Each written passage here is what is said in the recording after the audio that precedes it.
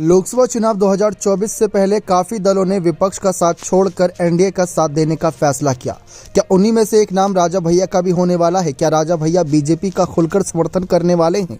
जी हां, हाल ही में विधानसभा सत्र के दौरान देखने को मिला कि उत्तर प्रदेश विधानसभा में बजट सत्र पर चर्चा के दौरान राजा भैया ने कहा कि हम लोगों का सौभाग्य है कि हम लोगों को अपने जीवन काल में भगवान श्री राम के भव्य मंदिर देखने को मिला। उन्होंने कहा कि मंदिरों की दीवारों पर गुंबद बना देने से गंगा जमुनी तहजीब नहीं होती।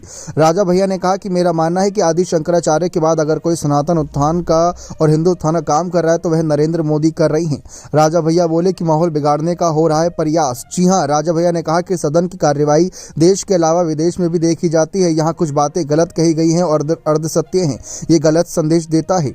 आप सभी को बता दें कि अभी हाल ही में विधानसभा के तमाम सभी विधायक मिलकर रामलला के दर्शन करने गए थे। वहां पर सपा के विधायकों ने किनारा कर लिया। तब राजा भैया ने उनको फटकार लगाते हुए साफ कहा था कि रामलला के दर्शन करना तो सौभाग्य की बात है, लेकिन वह ये कहीं ना कहीं आशीर्वाद नहीं प्राप्त करना चाहते, ऐसा लग रहा है। यह उनका निजी फैसला है।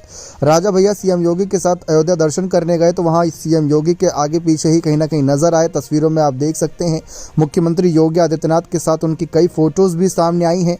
इसी से रघुराज प्रताप सिंह उर्फ राजा भैया के भाजपा में शामिल होने की चर्चाएं तेज हो गई हैं। सूत्रों से मिली जानकारी के अनुसार जल्द ही राजा भैया भी कहीं ना कहीं पार्टी ज्वाइन कर सकती हैं, गठबंधन कर सकते हैं अपनी जनसत्ता दल को लेकर। राजा भैया ने पार्टी से जुड़े कई बड़े नेताओं से मुलाकात भी की है। अब आपको बताएं कि भाजपा से ऐसा पहली बार नहीं कि राजा भैया की नज़दीकियां बढ़ रही हैं। दरअसल 1997 की कल्याण सिंह की सरकार में राजा भैया मंत्री थे। राजा भैया अपने क्षेत्र और आसपास के जिलों में अच्छा खासा प्रभाव रखते हैं। साल 2014 के लोकसभा चुनाव में भी राजा भैया के भाजपा में शामिल होने की चर्चा थी। इसके बाद 2016 में जब सपा में पारिवारिक विवाद बढ़ा तो भी राजा भैया का बीजेपी में ज्वाइन करने की खबरें सामने आई थीं, लेकिन भाजपा ज्वाइन नहीं की। रघुराज प्रताप सिंह उर्फ राजा भैया आरएसएस के पुराने पदाधिकारी रहे हैं। वह अपने पूरे क्षेत्र में संघ के कैंपों आयोजन कराते रहे। उनके पिता उदय प्रताप सिंह कट्टर हिंदूवादी नेता के रूप में जाने जाते हैं। 2015 में उदय प्रताप सिंह ने अपने घर के सामने से चेहल्लुम जुलूस निकलने से मना कर दिया था। इसके बाद जुलूस को दूसरे रास्ते से निकाला गया था। अगर राजा भैया बीजेपी से हाथ मिलाते हैं तो ये बात साफ है कि अखिलेश के लिए कई सीटों के लिए प्रतापगढ़, कौशाम्बी ऐसी कई सीटों की जहां पर बड़ी मुसीबतें खड़ी हो सकती हैं।